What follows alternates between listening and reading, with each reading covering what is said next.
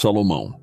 A história que você não conhecia, Salomão, é conhecido como um dos mais icônicos monarcas da história, um dos mais bem-sucedidos governantes e um dos indivíduos mais ricos que o mundo já viu. Na Bíblia, ele é notado não apenas por ser o herdeiro do trono de Israel de seu pai, o rei Davi, mas também por sua notável sabedoria e impressionantes realizações, sendo a mais significativa o primeiro templo em Jerusalém.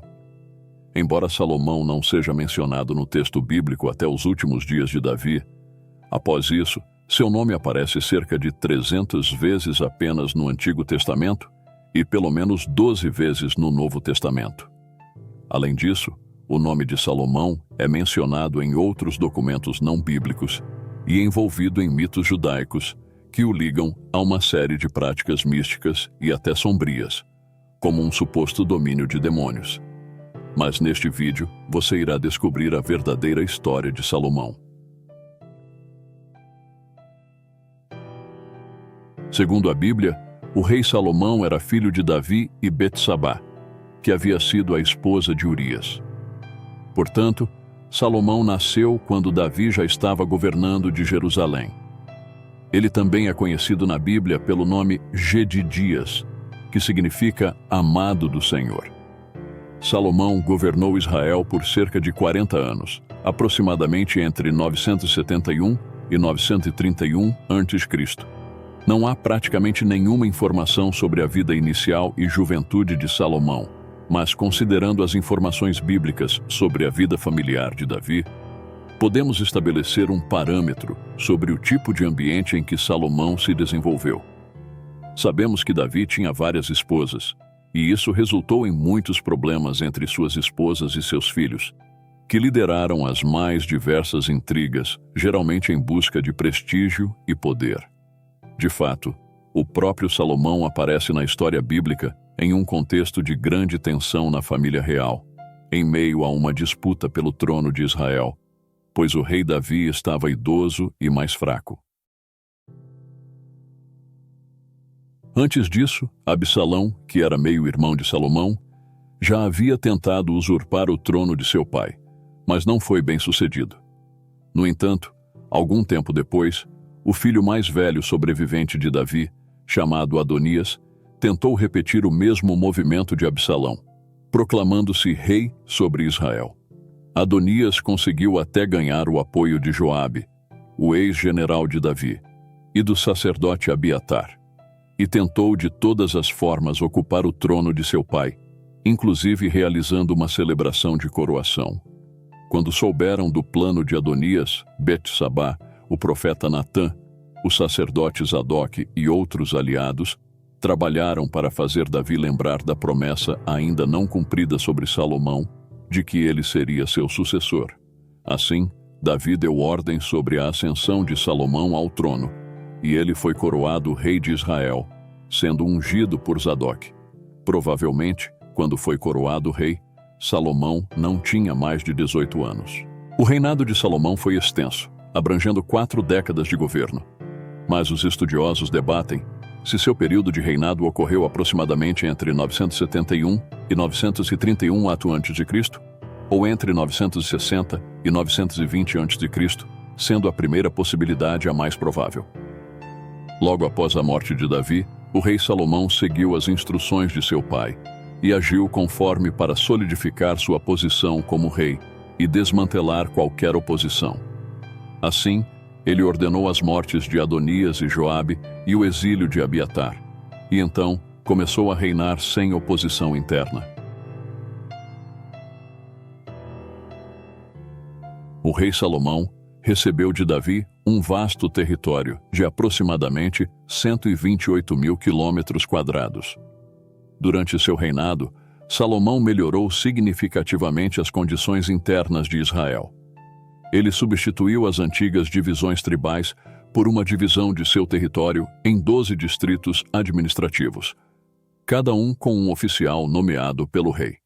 Esses distritos eram responsáveis por fornecer sustento à corte ao longo do ano, com cada distrito responsável pelo fornecimento de um mês. A lista de suprimentos diários era bastante pesada incluindo 9.000 cor de farinha entre farinha fina e comum, 30 bois engordados e criados em pastagem comum, além de ovelhas e carneiros, bem como gazelas, corços e aves bem cuidadas que serviam como iguarias. Muitas pessoas acham que essa quantidade é fantasiosa, mas esquecem que esses alimentos eram destinados a toda a corte de Israel em seu auge, que provavelmente incluía todos os oficiais de Salomão e sua família extensa. Muitos estudiosos acreditam que essa quantidade provavelmente alimentava mais de 12.000 pessoas todos os dias. A corte de Salomão era bastante completa e organizada, e seus assistentes governamentais eram chamados de príncipes. Na esfera militar, Salomão também fez melhorias significativas. Ele introduziu carros de batalha e cavalaria em seu exército, além de fornecer novas estradas e estabelecer fortalezas de fronteira para proteger as rotas comerciais. A atividade comercial foi o ponto forte do reinado de Salomão. Ele controlava rotas comerciais e organizava pontos estratégicos de operação que geravam muita receita, de modo que a prata se tornou tão comum em seu reino quanto a pedra, e os cedros causaram um esplendor de riquezas nunca antes visto em Israel. Além disso, ele era um grande diplomata, e ao longo de seu reinado, Israel raramente teve que se preocupar com qualquer ameaça militar estrangeira. O primeiro acordo comercial significativo de Salomão foi com Irão, rei de Tiro, no qual ele pagava anualmente algo equivalente a 2.000 toneladas de trigo e 400.000 litros de azeite puro em troca de madeira para suas construções. Salomão também firmou um contrato com comerciantes no Egito para negociar cavalos e carros de guerra, e, por sua vez, exportava-os para os hititas e sírios, obtendo, claro, um bom lucro. A atividade comercial que mais lucrou para Salomão foi seu comércio marítimo, onde seus barcos navegavam pelo Mar Vermelho e pelo Mar Arábico, chegando a Ofir, e essas viagens podiam durar até 3 anos. Considerando a receita anual de suas estratégias comerciais, as taxas que recebia pelo tráfego de mercadorias e os impostos pagos pela população em todo o território que controlava, a estimativa do montante de riqueza atinge um nível excepcional, colocando Salomão como um dos homens mais ricos de toda a história da humanidade. De todas as construções realizadas durante o reinado de Salomão, o templo em Jerusalém foi certamente a mais importante. Segundo a promessa do próprio Deus, Salomão executou o projeto de seu pai de construir um templo para abrigar a Arca da Aliança. Para obter a mão de obra necessária, Salomão recorreu ao trabalho forçado, especialmente dos povos cananeus subjugados por Israel. No entanto, o número de trabalhadores cananeus era insuficiente para atender seus planos, então ele recrutou israelitas para essa tarefa, também sujeitando-os a um tipo de trabalho forçado. Obviamente, essa medida não foi bem recebida, fato que ficou evidenciado no episódio da morte de Adonirão, o superintendente dos grupos de trabalhadores. O templo construído por Salomão estava localizado no Monte Moriá, o local onde o rei Davi havia construído um altar ao Senhor, e, antes disso, provavelmente onde Abraão teria subido com Isaque para sacrificá-lo. Mas, embora Davi tenha coletado materiais para construir o templo, não foi até o 4º ano do reinado de Salomão que a construção começou. E embora parecesse uma construção de dimensões modestas pelos padrões de hoje, o edifício do templo representou um enorme empreendimento na época, construído com os materiais mais valiosos disponíveis, com toneladas de ouro e madeira nobre. Quando ele completou a construção do templo, no 11º ano de seu reinado, Salomão planejou uma grande celebração, onde muitos sacrifícios foram oferecidos na dedicação do edifício. Entre as outras construções feitas por Salomão em Israel, podemos destacar a Casa da Floresta do Líbano, que tinha 50 metros de comprimento, 25 metros de largura e 15 metros de altura, um pórtico de colunas medindo 25 e 15 metros, uma sala para seu trono onde ele realizava julgamentos, uma casa para a filha do faraó do Egito, que era uma de suas esposas, cuja localização é impressionantemente imponente, e a própria residência de Salomão deve ter sido um edifício considerável, onde ele acomodava 700 esposas e 300 concubinas, além dos servos necessários. Além disso, Salomão também construiu Milo, uma enorme fortaleza para proteger o templo.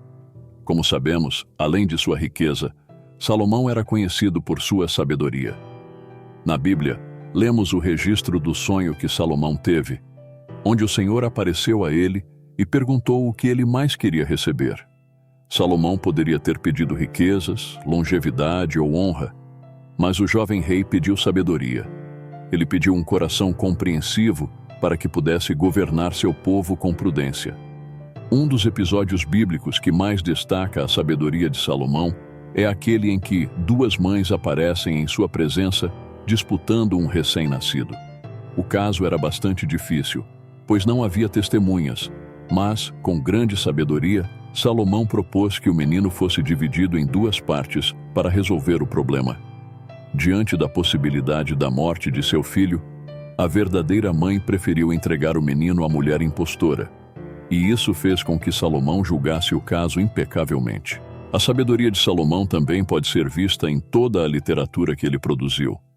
Salomão compôs milhares de provérbios e cânticos, e a profundidade de seus provérbios também é impressionante, de modo que a Bíblia relata que ele falou sobre árvores, animais, aves, répteis e peixes. Além dos relatos bíblicos, muitas lendas e documentos antigos referem-se à sabedoria espetacular de Salomão. Entre os livros da Bíblia, Salomão é creditado como autor de grande parte do livro de Provérbios, bem como Eclesiastes, talvez o Cântico dos Cânticos de Salomão, e pelo menos o Salmo 72 e o 127. A Bíblia também diz que a sabedoria de Salomão era tão impressionante que pessoas de todos os povos e todos os reis da terra vinham ouvir sua sabedoria.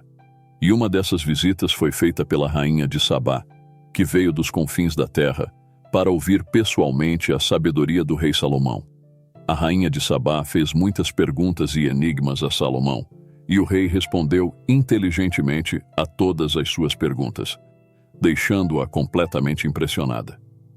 Naquela ocasião, a rainha de Sabá presenteou Salomão com muitos presentes, além de mais de 4 toneladas de ouro. Apesar de toda a sabedoria que possuía, Salomão tomou ações que lhe trouxeram grandes problemas. Por exemplo, Salomão sujeitou o povo ao trabalho forçado. Suas práticas comerciais internacionais, de alguma forma, fizeram a idolatria entrar no meio de Israel através do contato com outros povos. Ele aplicou uma carga pesada de impostos que sobrecarregou os israelitas. E também houve sua intensa poligamia, que foi o principal meio pelo qual falsos deuses começaram a ser reconhecidos no território hebreu. Na verdade, o próprio Salomão foi influenciado por suas muitas esposas estrangeiras e, em sua velhice, praticou cultos mistos, seguindo outros deuses. Falando sobre a vida conjugal de Salomão, tudo sugere que o casamento fazia parte de suas estratégias políticas. Em outras palavras, parece que Salomão usou seus casamentos para estabelecer acordos internacionais vantajosos, embora também seja verdade que o texto bíblico registra que Salomão amava suas mulheres, indicando que seus relacionamentos não eram apenas por vantagens estratégicas. Seja como for, Salomão atingiu o impressionante número de 700 esposas, além de 300 concubinas. Ele foi o governante israelita que mais desrespeitou a ordenança bíblica de que um rei em Israel não deveria ter muitas esposas, para que seu coração não se desviasse do Senhor. Entre as esposas de Salomão estava a filha do faraó do Egito, e por ocasião dessa união, Salomão recebeu a cidade de Gézer como dote. Algumas tradições árabes, judaicas e etíopes sugerem que Salomão também teve um relacionamento romântico com a rainha de Sabá, do qual nasceu um filho, supostamente Menelik I, o fundador da Casa Real da Etiópia. No entanto, a Bíblia não menciona nada sobre isso. O herdeiro de Salomão, Roboão, nasceu de seu casamento com Naamá, uma mulher amonita, e considerando o período do reinado de Salomão, 40 anos, e a idade de seu filho Roboão, 41 anos, podemos concluir que o relacionamento de Salomão com Naamá começou antes de seu reinado. Portanto, muitos estudiosos acreditam que Naamá pode ter sido a primeira esposa de Salomão. Quanto às muitas histórias extrabíblicas sobre Salomão, não há evidências de que sejam verdadeiras. De fato, a própria Bíblia menciona a existência de registros sobre Salomão, incluindo alguns desses registros, como o intitulado Livro da História de Salomão, que serviu como fonte para o escritor bíblico dos livros de 1 Reis e 2 Reis.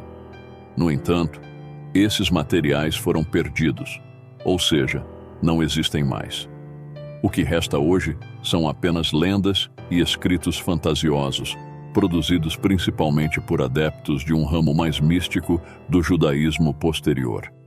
Nessas lendas, Salomão é frequentemente retratado como alguém envolvido em magia, capaz de controlar demônios e até falar com animais. Mas esses relatos geralmente são baseados em escritos pseudepigráficos, de autoria desconhecida, provavelmente produzidos no período medieval. Infelizmente, muitas pessoas sem conhecimento preferem acreditar na veracidade dessas obras falsas e rejeitar o que realmente está registrado no texto bíblico, que, gostem ou não, é a obra mais bem documentada da história. De fato, é comum algumas pessoas dizerem que a verdadeira história de Salomão foi escondida da Bíblia, mas isso, é claro, não faz sentido, porque essas histórias místicas sobre Salomão surgiram muito depois do texto bíblico do Antigo Testamento. Quanto à arqueologia, a maioria dos arqueólogos concorda sobre a historicidade de Salomão, embora haja muito debate sobre a extensão e as características de seu reino. No entanto, descobertas arqueológicas recentes têm contribuído cada vez mais para nossa compreensão do período da monarquia israelita. Apesar de que as escavações na área onde o templo estava localizado, que é talvez a mais importante para possíveis descobertas do tempo de Salomão, são sempre muito problemáticas por razões políticas e religiosas. Portanto, o que realmente sabemos de forma confiável sobre quem foi Salomão é o que está registrado na Bíblia. E o mais importante em tudo isso é entender que toda a glória e esplendor do reino de Salomão apenas tipificaram o reino eterno do Messias, de modo que o Salmo 72, atribuído a Salomão, faz uso de linguagem hiperbólica para, ao mesmo tempo, referir-se ao rei humano e pronunciar o rei divino, que é Cristo. Se você assistiu até aqui, escreva nos comentários o que você pensa sobre a história de Salomão e não se esqueça de se inscrever no canal se ainda não fez isso.